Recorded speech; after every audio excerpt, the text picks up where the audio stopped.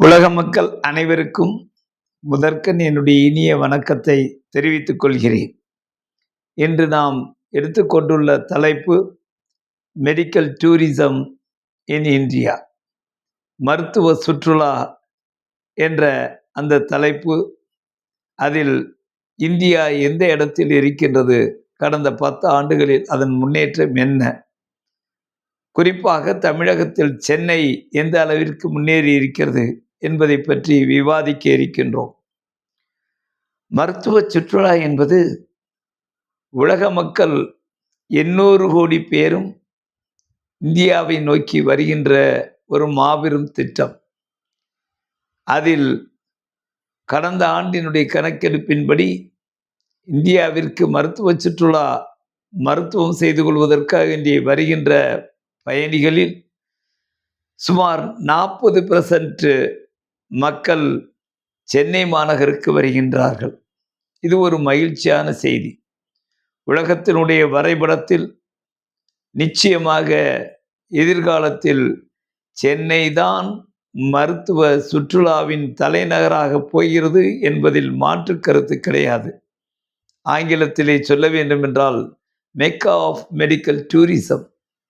சென்னையில் மட்டும் வருங்காலத்திலே $2 billion American dollars, நம்முடைய இந்திய நாணயத்தில் சொல்ல வேண்டும் என்றால் 20,000 கோடி வருமானத்தை, அந்நிய செலவாணியை இந்தியாவிற்கு எதிர்காலத்திலே மருத்துவ சுற்றுலா தர இருக்கின்றது என்ற ஒரு உண்மையை உங்கள் மத்தியிலே பகிர்ந்து கொள்கின்றேன். எனவே இந்த திட்டத்தை கடந்த 3 ஆண்டுகளாக 40 ஆண்டுகளாக கல்வியில் கவனம் செலுத்தினோம். அதற்கு பிறகு படித்த டாக்டர்களுக்கு உலகம் முழுவதும் வேலை வாய்ப்பை தேடி தந்தோம். இன்று உலக மக்களை சென்னைக்கு வரவழைத்து அவர்களுக்குள்ள மருத்துவ சிகிச்சையை குறைந்த செலவிலே, ஒரு உதாரணத்துக்கு சொல்லுகின்றேன், பைபாஸ் சர்ஜரி என்ற இருதய அறுவை சிகிச்சை இங்கே உலகத்தரம் வாய்ந்த ஒரு மருத்துவமனையிலே 5 லட்சத்திற்கு செய்து முடித்து விடலாம்.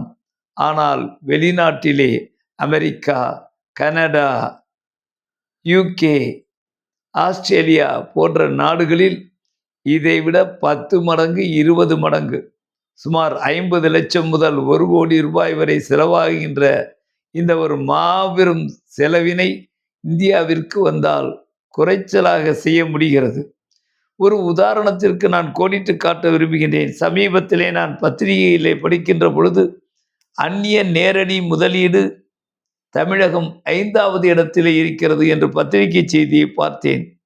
முதலிடத்திலே மகாராஷ்டிரா, 2வது இடத்திலே கர்நாடகா, 3வது இடத்திலே டெல்லி, 4வது இடத்திலே குஜராத், 5வது இடத்திலே தமிழகம். 31,450 கோடி அந்நிய செலவாணியை ஈட்டி தந்ததாக அந்த பத்திரிகை குறிப்பு சொல்லுகிறது. இதை நான் ஏன் கோடிட்டு காட்ட விரும்புகிறேன் என்றால், இந்தியா 140 கோடி மக்கள் ஜனத்தொகையை கொண்ட ஒரு நாடு, 28 மாநிலங்களை கொண்ட ஒரு நாடு, 9 யூனியன் டெரிட்டரி, யூனியன் பிரதேசங்களை கொண்ட ஒரு நாடு.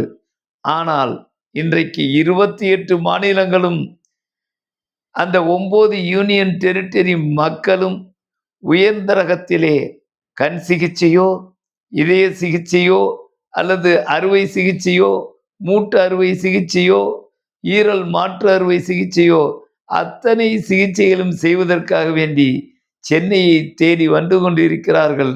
இது உண்மையிலேயே தமிழ்நாட்டுக்கு கிடைத்த அந்த பெருமை. அதை தேடித்தந்த அந்த பேராசிரியர்களையும் டாக்டர்களையும் நான் உலக மக்கள் சார்பாக நான் பாராட்டுகிறேன்.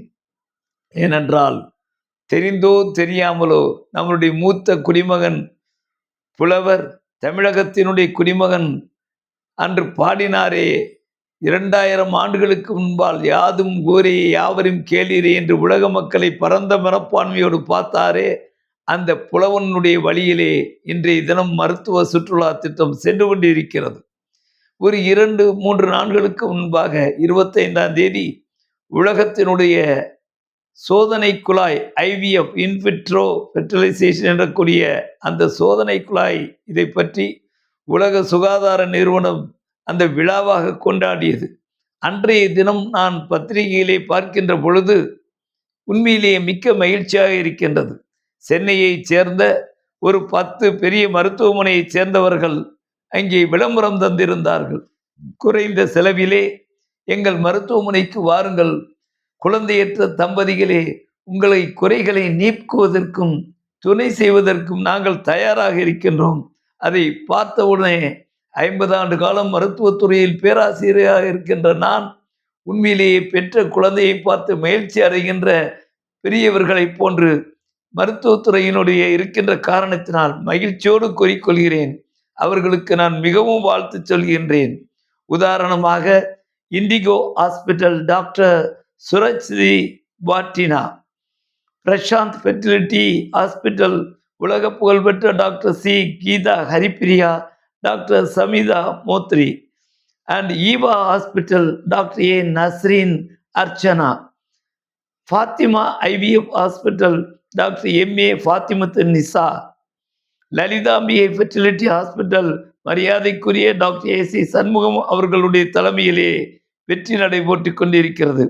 Bloom life hospital, Sri Ambal hospital, Aishwarya fertility centre, Kaveri hospital doctor PM Gopinath, Rathimed hospital doctor Praveena, இவர்கள் எழுதிய கட்டுரைகள், அவர்கள் மக்களுக்கு செய்த சேவைகளை பார்க்கின்ற பொழுது எதிர்காலத்திலே இனி சோதனை குழாய் குழந்தை வேண்டியவர்கள், தங்களுடைய வாழ்க்கையிலே குழந்தையற்ற தம்பதிகள் என்ற சோகத்தோடு வாழ்ந்த அந்த மக்கள் உலகத்தில் எந்த நாட்டில் இருந்தாலும் வாருங்கள் தமிழகத்திற்கு, வாருங்கள் இந்திய நாட்டிற்கு, வாருங்கள் சென்னை மாநகரத்திற்கு, உங்களுக்கு வாழ்க்கையிலே ஒரு ஒளிகாட்டுகிறோம், வழிகாட்டுகிறோம் என்று கூறுவதோடு மட்டுமில்லாமல் குறைந்த செலவிலே சென்னையிலே இந்த மாபெரும் ட்ரீட்மெண்ட் கிடைக்கிறது என்றால், லேட்டஸ்ட் ட்ரீட்மெண்ட் கிடைக்கிறது என்றால் உண்மையிலேயே அந்த மருத்துவமனையினுடைய உரிமையாளர்களையும் அங்கே பணியாற்றுகின்ற பேராசிரியர் பெருமக்களையும் நான் மகிழ்ச்சியோடு பாராட்டுகிறேன்.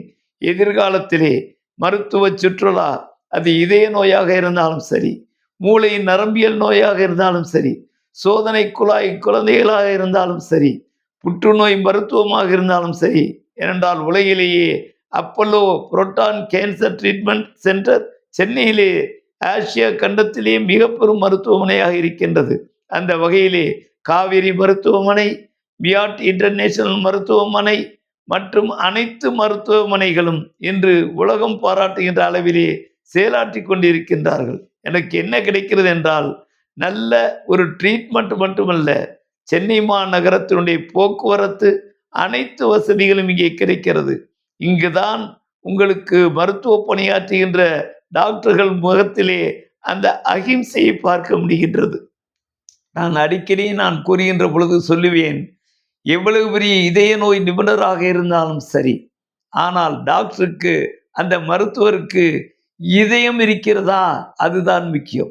மனித நேயம் இருக்கிறதா, அதுதான் முக்கியம். உங்களுடைய முகமலர்ச்சியிலே தான் அவருடைய மருத்துவமே அடங்கி இருக்கிறது. எனவே என்னுடைய அருமைக்குரிய என்னுடைய முன்னோடிகளையும் பேராசிரியர்களையும் மருத்துவமனையை நடத்துகின்ற அனைவரையும் நாம் ஒரு விதி செய்வோம் என்று பாரதி கூறியது போன்று நாம் அனைவரும் ஒருங்கிணைந்து சென்னை மாநகரத்தில் இன்றைய தினம் ஏஜே ட்ரஸ்ட் நிறுவனமும், ஏஜே ட்ரஸ்ட் எஜுகேஷனல் கன்சல்டன்சி நிறுவனமும், அகில இந்திய வெளிநாட்டில் மருத்துவம் படித்த டாக்டர்களுடைய சங்கமும், வெளிநாட்டு மருத்துவ பல்கலைக்கழகங்களும் இன்று இணைந்து இந்த மருத்துவ சுற்றுலா இதை கான்சென்ட்ரேட் பண்ணி கொண்டிருக்கின்றோம். நிச்சயமாக குறைந்த செலவிலே கலாம் அவர்கள் கூறியது போன்று அடித்தட்டு மக்களுக்கும் இது செல்ல வேண்டும் என்ற உயரிய நோக்கத்தோடு அவர்களை அன்புடன் கருணையுடன் அணுகி அவர்களுக்கு என்னென்ன தேவைப்படுகிறது மாநில அரசுடன் மத்திய அரசுடன் இணைந்து செயல்பட வேண்டும். மருத்துவர்கள், ஆராய்ச்சியாளர்கள், இனிமே உலகமே ஒரே குடையின் கீழ்தான் வரப்போகின்றது. அதுவும் மருத்துவம் என்றால் அவர்கள் நிச்சயமாக வர வேண்டியது சென்னை மாநகரம்தான், தமிழகம்தான். ஏனென்றால் இந்தியாவில் உள்ள அனைத்து மாநிலங்கள், 28 மாநிலங்கள், 9 யூனியன் பிரதேசங்கள் இருந்தாலும் சரி, இன்று நான் கண்கூட பார்த்திருக்கிறது, கண் நோய் என்று வந்துவிட்டால் அவர்கள் தேடி வருவது சென்னையில் உள்ள சங்கரநாத் நேத்ராலயா, அகர்வால் மற்றும் மதுரை அரவிந்த் போன்ற உயர்ந்த நிறுவனங்கள் உயர்ந்த சிகிச்சை அளிப்பதை பார்க்கின்றேன். எனவே இதை உலக மக்கள் அனைவரும் பயன்படுத்திக் கொள்ள வேண்டும் என்ற வேண்டுகோளை வைத்து மீண்டும் நாளை தொடர்கிறேன். நன்றி, வணக்கம்.